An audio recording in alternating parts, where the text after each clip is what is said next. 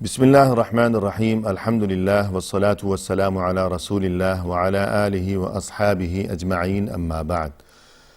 ناظرین کرام السلام علیکم ورحمۃ اللہ وبرکاتہ۔ اصحاب رسول اللہ صلی اللہ علیہ وسلم کے عنوان سے اپنے اس پروگرام کے ہمراہ ہم حاضر خدمت ہیں، اور اس سے قبل گزشتہ ملاقات کے موقع پر ہم ذکر خیر کر رہے تھے رسول اللہ صلی اللہ علیہ وسلم کے انتہائی مشہور و معروف صحابی حضرت بلال ابن رباح رضی اللہ عنہ کے بارے میں، اور اس سلسلے میں ہماری گفتگو یہاں تک پہنچی تھی کہ اس ابتدائی زمانے میں جبکہ رؤساء قریش کے ہاتھوں اور بالخصوص بلال ابن رباح رضی اللہ عنہ کا جو آقا تھا یعنی امیہ ابن خلف کے ہاتھوں بلال رضی اللہ عنہ کے لیے جو انتہائی مصائب و مشکلات کا ایک لامتناہی سلسلہ چلا آ رہا تھا، اور اسی دوران ایک روز جبکہ بلال ابن رباح رضی اللہ عنہ کو وہاں ان لوگوں نے، ان ظالموں نے تپتی ہوئی زمین پر لٹایا ہوا تھا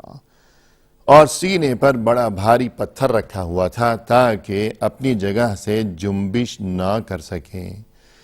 اور ہر کوئی آتا مار پیٹ کرتا۔ ابو بکر صدیق رضی اللہ عنہ اتفاقاً وہاں پہنچے، یہ تمام تر کیفیت انہوں نے اپنی آنکھوں سے دیکھی اور ان سے صبر نہ ہوا، اور بآواز بلند کہنے لگے کہ اتقتلون رجلا ان یقول ربی اللہ، ارے ظالمو، کیا تم مار ڈالو گے اس بلال کا، کیا تم خون کر ڈالو گے محض اس وجہ سے کہ یہ اپنی زبان سے یوں کہتے ہیں کہ میرا رب تو صرف ایک اللہ ہے۔ اور پھر اس کے بعد مزید یہ کہ ابو بکر صدیق رضی اللہ عنہ نے بلال کا جو آقا تھا وہ ظالم انسان کہ جس کا نام تھا امیہ ابن خلف، اسے مخاطب کرتے ہوئے پیشکش کی کہ دیکھو اے امیہ،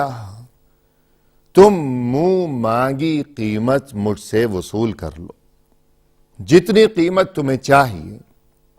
جتنے پیسے تم چاہتے ہو مجھ سے لے لو، اور بلال کو تم میرے ہاتھ فروخت کر دو، میرے حوالے کر دو۔ چنانچہ ابو بکر صدیق رضی اللہ عنہ کی زبانی بلال کے آقا یعنی امیہ نے جب یہ بات سنی تو وہ تو بہت زیادہ خوش ہو گیا کہ گویا کہ جان اب تو چھوٹنے والی ہے، کہ پہلی بات تو یہ کہ مسلسل یہ بے عزتی اور یہ طعنے اور یہ طنز و تشنیع کا جو ایک سلسلہ چلا آ رہا تھا کہ شہر مکہ میں ہر ایک کی زبان پر یہی چرچا تھا کہ ہم تو سمجھتے تھے کہ امیہ بہت ہی طاقتور انسان ہے، کہ امیہ کے سامنے کسی کی کیا مجال کہ وہ انکار کرے، لیکن امیہ تو اپنے ہی مجبور و بے بس غلام یعنی بلال کے سامنے عاجز آ چکا ہے کہ بلال نے جو نیا دین اختیار کیا، امیہ نے کتنی ہی کوشش کر ڈالی، سر توڑ کوشش کر ڈالی کہ اس کا یہ غلام اس نئے دین کو چھوڑ کر امیہ کے دین کی طرف پلٹ آئے، لیکن ایسا نہیں ہو سکا، اور یوں امیہ کی طاقت کا وہ راز فاش ہو گیا کہ جھوٹی طاقت ہے، جعلی طاقت ہے، کچھ بھی تو امیہ کے پاس نہیں ہے، امیہ تو خود مجبور ہے۔ یوں امیہ کے لیے جو بڑی بے عزتی کا سلسلہ چلا آ رہا تھا تو گویا اب اس بے عزتی سے جان چھوٹنے کا وقت آ گیا۔ اور دوسری بات یہ کہ امیہ بہت بڑا تاجر تھا، اور وہ سبھی جو سرداران قریش تھے سبھی تجارت پیشہ قسم کے لوگ تھے کہ یہی ان کا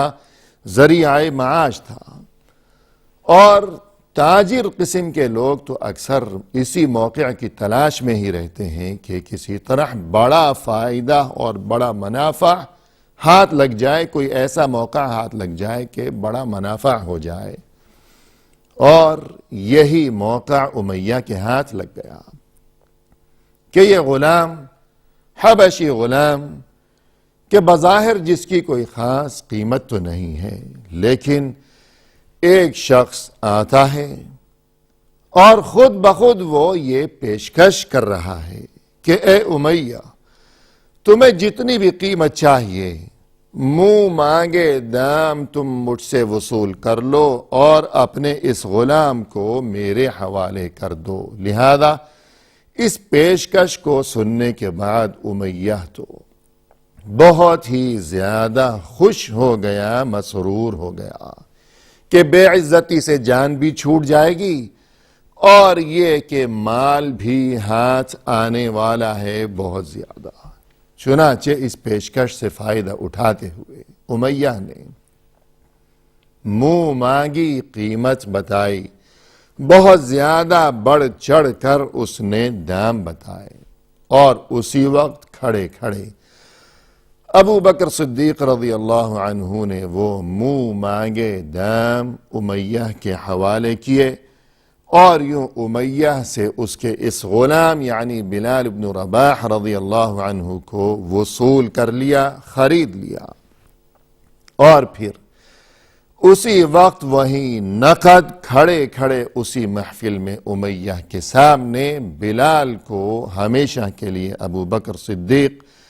رضی اللہ عنہ نے اللہ کی خوشنودی کی خاطر آزاد بھی کر دیا، اعلان فرما دیا کہ میں ابھی یہاں اسی وقت اللہ کی رضا کی خاطر بلال کو آزاد کرتا ہوں۔ اور وہ سبھی لوگ، اور بالخصوص امیہ، سبھی لوگ ہکا بکا یہ منظر دیکھتے ہی رہ گئے کہ کس طرح ابو بکر نے منہ مانگی قیمت ادا کی ہے، بہت زیادہ قیمت ادا کی ہے اپنی جیب سے،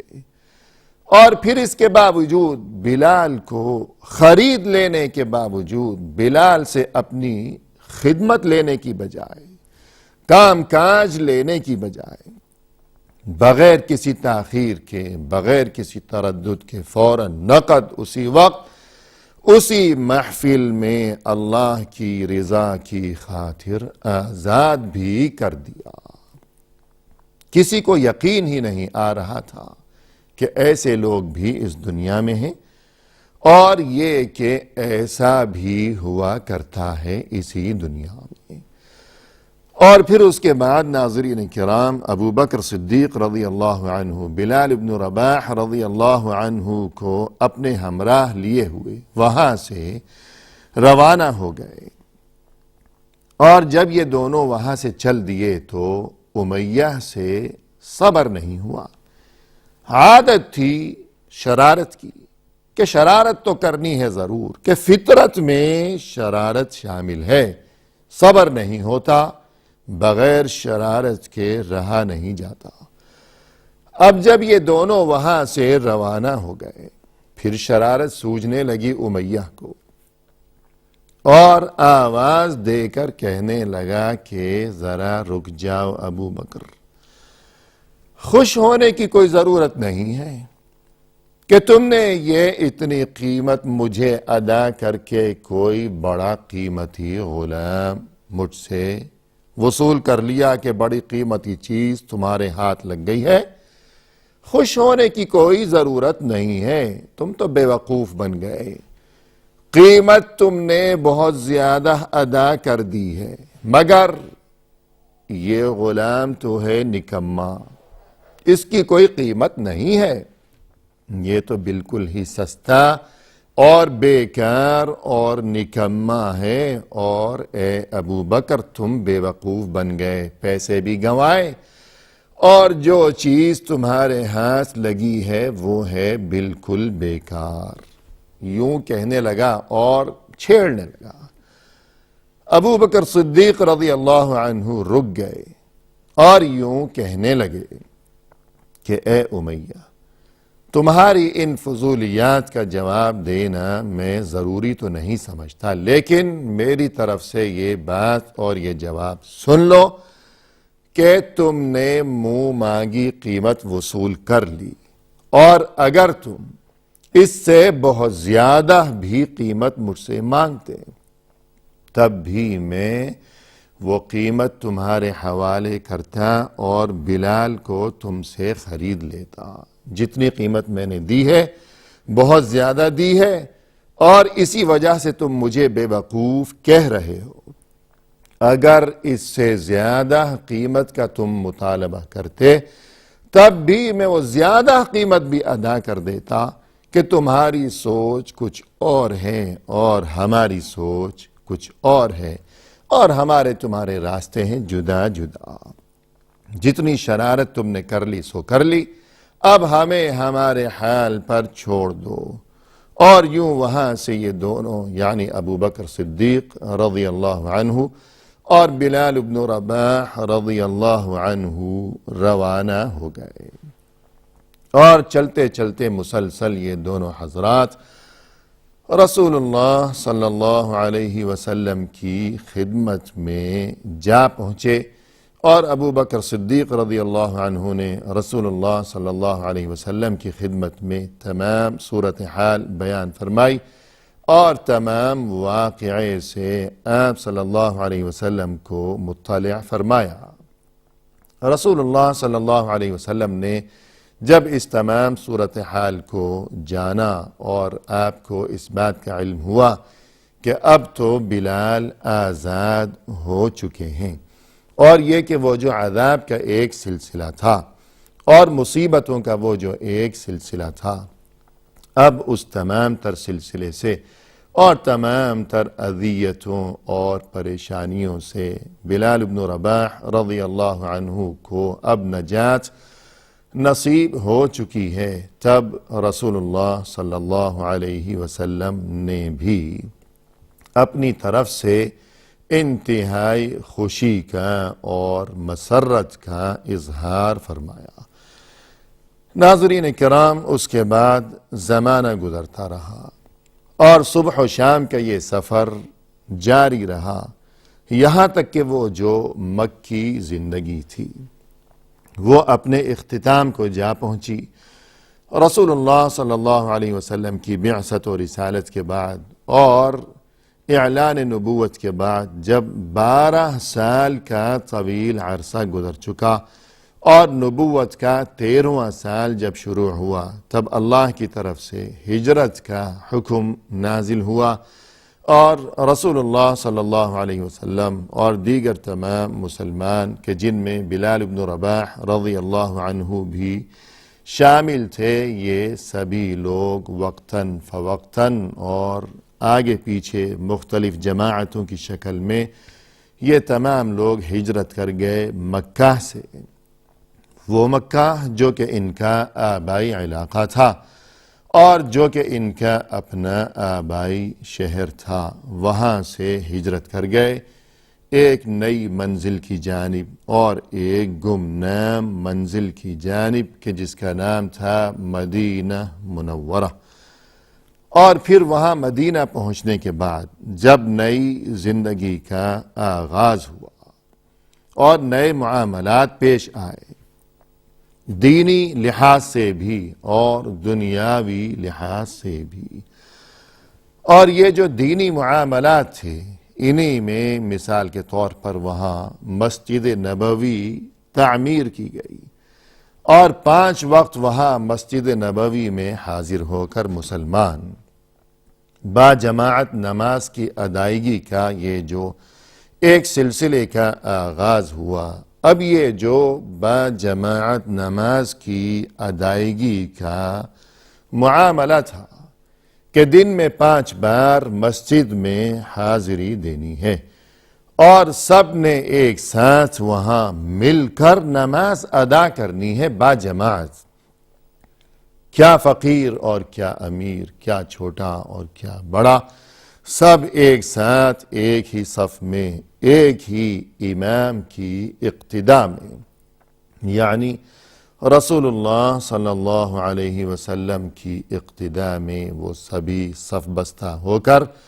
نماز با جماعت کی ادائیگی کا یہ سلسلہ بھی شروع ہوا۔ تو اب دن میں یہ جو 5 بار مسجد میں حاضری کا معاملہ تھا، اس مقصد کے لیے اعلان کس طرح ہوگا، خبر کس طرح دی جائے گی کہ نماز کا وقت ہو چکا ہے، اور بالآخر اذان کا یہ معاملہ، اذان کے یہ کلمات طے کیے گئے، اذان کی مشروعیت ہوئی۔ یہ ایک الگ تفصیلی واقعہ ہے کہ کس طرح خواب دیکھا، کس نے دیکھا، اذان کے کلمات کسی کو خواب میں سکھائے گئے۔ بہرحال اس طویل واقعے سے قطع نظر فی الحال ہم گفتگو یہ کر رہے ہیں کہ اذان کی مشروعیت ہوئی، کہ یہ جو اذان کے کلمات ہیں، اللہ اکبر، یہ آخر تک یہ اذان دن میں 5 بار یہ اذان کہی جائے گی، اور یہ طریقہ منتخب کیا گیا کہ گویا نماز کا وقت ہو چکا ہے، مسجد میں حاضر ہو جائیں سبھی لوگ۔ نماز کے اس اعلان کے لیے اذان کی مشروعیت ہوئی۔ اذان کی مشروعیت تو ہو گئی کہ یہ طریقہ ہوگا اعلان کا۔ اب دوسرا مرحلہ یہ پیش آیا کہ اذان دے گا کون؟ دن میں 5 مرتبہ مسجد نبوی میں حاضر ہو کر یہ اذان کے کلمات کون بلند کیا کرے گا، اذان کون کہے گا؟ بہت سے لوگ تھے یقیناً رسول اللہ صلی اللہ علیہ وسلم کے آس پاس، قرب و جوار میں، ارد گرد ہر طرف صحابہ کرام اور جانثاروں کی اتنی بڑی تعداد میں یہ جانثار، مگر جانثاروں کی اس اتنی بڑی تعداد میں سے رسول اللہ صلی اللہ علیہ وسلم کی نظر انتخاب اسی جانثار پر پڑی کہ جو روز اول سے ہی جس نے اپنے لیے ورد زباں بنا رکھا تھا، احد احد کو، یہی کلمہ جس کی زبان پر ایک ورد کی شکل اختیار کر چکا تھا، کہ ابتدا سے ہی، کہ جب عذاب کا وہ ایک سلسلہ تھا مکہ کی ان پتھریلی گلیوں میں، وہاں گرمی میں، ان سنگریزوں پر، ان گلی کوچوں میں جب بلال کو گھسیٹا جاتا تھا، اور اس بے ہوشی کے عالم میں بھی جب بھی ذرا ہوش و حواس بحال ہوتے تو بلال کی زبان پر یہی کلمہ جاری ہوتا کہ احد احد، یعنی میرا رب صرف ایک ہے، میرا رب صرف ایک ہے، اللہ صرف ایک ہے۔ تو اب اذان کی جب مشروعیت ہوئی مدینہ منورہ پہنچنے کے بعد، تو اذان کے یہ کلمات بلند کرنے کے لیے بھی رسول اللہ